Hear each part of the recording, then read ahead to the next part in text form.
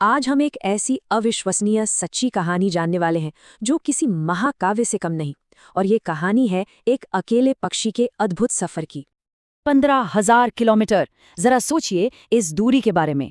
ये कोई आम सफर नहीं था। ये वो दूरी है जो एक अकेले गिद्ध ने एक लगभग नामुमकिन से राउंड ट्रिप में तय की।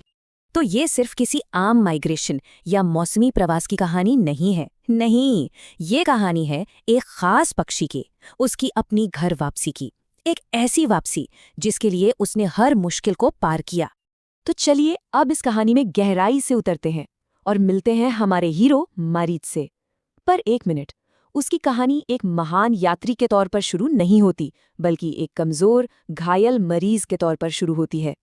तो हुआ ये कि मरीज का सफर असल में एक रेस्क्यू मिशन से शुरू हुआ। 29 जनवरी को वो सतना के नागोद गांव में घायल हालत में मिला था। इसके बाद पहले मुकुंदपुर जू और फिर भोपाल के वन विहार में लगभग 2 महीने तक उसका इलाज चला। और ये इंसानी देखभाल ही थी जिसने इस अविश्वसनीय उड़ान को मुमकिन बनाया। जब वो पूरी तरह से ठीक हो गया तो 29 मार्च को उसे एक जियो टैग लगाकर हलाली डैम से आज़ाद कर दिया गया। और यहीं से शुरू होती है असली कहानी। उसकी रिहाई के बाद जो हुआ वो एक अविश्वसनीय खोज थी। एक ऐसा सफर जिसके बारे में शायद ही किसी ने सोचा हो। देखिए, ये कोई छोटी मोटी उड़ान बिल्कुल नहीं थी। मारीच ने एक के बाद एक कई देशों की सरहदों को पार किया। पाकिस्तान, फिर अफगानिस्तान, उसके बाद उज़्बेकिस्तान और आखिर में कज़ाकिस्तान। मतलब सिर्फ इन देशों के नाम से ही आप इस सफर के विशाल पैमाने का अंदाजा लगा सकते हैं। ये कोई 1-2 दिन का सफर नहीं था। मारीच मई के पहले हफ्ते में कज़ाकिस्तान पहुंचा और जानते हैं क्या, वो वहां पूरे 4 महीने तक रहा। फिर 23 सितंबर को उसने वापसी की उड़ान भरी और आखिरकार 16 अक्टूबर को वो सुरक्षित वापस भारत पहुंच गया। अब कई लोग सोच रहे होंगे, ठीक है, एक गिद्ध ने लंबा सफर तय किया तो क्या, मतलब एक अकेले गिद्ध का ये सफर इतना जरूरी क्यों है? इसमें इतनी खास बात क्या है? वो इसलिए क्योंकि ये सिर्फ एक उड़ान नहीं थी। ये एक अकेली यात्रा हमारे वैज्ञानिकों और संरक्षणवादियों के लिए इतनी कीमती जानकारी लेकर आई है जिसकी कोई कीमत नहीं। इसे समझने के लिए पहले ये जानना जरूरी है कि गिद्ध हमारे इकोसिस्टम के लिए कितने जरूरी हैं। इन्हें प्रकृति का सफाई कर्मी भी कहा जाता है। क्यों? क्योंकि ये मरे हुए जानवरों को खाते हैं, जिससे बीमारियां नहीं फैलती और हमारे पर्यावरण का बैलेंस बना रहता है।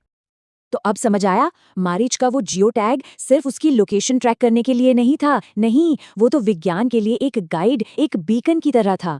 इस टैग से जो डेटा मिला वो हमें गिद्धों के माइग्रेशन पैटर्न को समझने में मदद कर रहा है। और जब हम उनके रास्ते को समझेंगे तभी तो हम इन जरूरी पक्षियों की पूरी प्रजाति को बेहतर ढंग से बचा पाएंगे ना। तो ये तो थी मारीच की कहानी। पर अब जरा उस शानदार प्रजाति के बारे में भी जान लेते हैं जिससे हमारा ये हीरो आता है। अब जरा इन आंकड़ों पर नजर डालिए, ये सच में हैरान करने वाले हैं। सोचिए, एक यूरेशियन ग्रिफिन गिद्ध के पंख जब पूरी तरह फैलते हैं तो उनकी चौड़ाई 2.5 से 2.8 मीटर तक होती है। अरे, ये तो एक छोटी कार की चौड़ाई से भी ज्यादा है।